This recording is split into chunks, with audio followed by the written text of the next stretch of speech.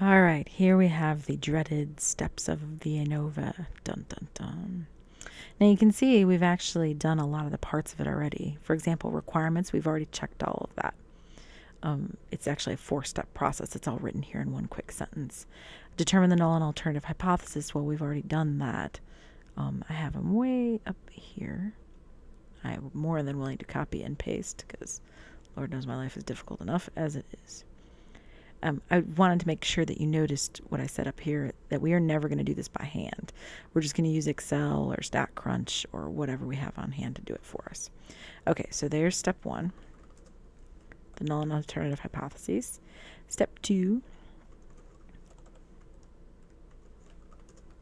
we would need an alpha. I don't know if they actually gave us one in this problem, so let's make one up. How about old tried and true 0.05? Step 3, we need a test statistic. Now, we're going to find this test statistic by computer. We're not going to find it ourselves. So let's make a note. We have these values right in here in Excel. All right, so go to the Data tab. Go over here to Data Analysis. Now, remember, you have to have that turned on. I show you how to do that in one of the first videos that I made. So it's over in the Excel menu. You've got to deal with it there. Anyway, so you go to Anova, single factor, say OK. And it's going to say, where's your input range? My input is right here. My data is in columns, so that's OK. I do have labels in my first row, that advertisement Muzak stuff. Alpha is 0.05 for me. I'm going to have the output show up right here. So I'm going to have it show up. And now notice it kind of hopped me back up to that input range. But I don't want to be there, so let me click on that down here in this field next to output range. I'm going to click cell G1 for me and say OK. And there it is. All done. Beautiful, isn't it? Okay, so the test statistic is F right here. Boom. I'll even give it a little gray so you can, oh, blue. How about blue? That looks good. So there's our test statistic, 6.43. I love it. No need to do it yourself. Okay, so F equals 6.43. Done. All right, step 4. Let's see what's next. Oops, step 2 is the finding the test statistic. Well, that's kind of strange. I vote we change that. Let's say our level of significance. Level of significance.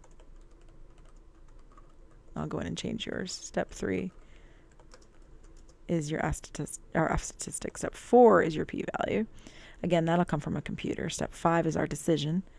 And step 6 is our conclusion. That's the way it's always been in all of our other tests anyway. So why not now? That's what I say. Okay.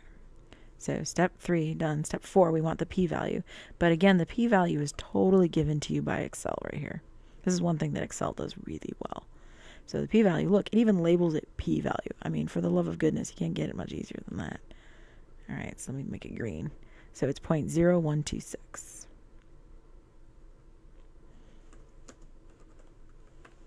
Oops, there we go. Done. All right, step 5. We're only going to be doing p-value methods here, so it's not like you have to do a classical or anything. Step 5, we will totally reject the null hypothesis because p, which is equal to 0.0126, is less than alpha, which was 0.05. Step 6, there is sufficient evidence to support the claim that there is a difference for how long people are willing to wait, depending on what is played, i.e. Muzak, ads, or classical music. Done. In other words, that there's sufficient evidence that the means are not all the same, that something's different. We have just done your first Anova. Cool, huh? It's great with Excel.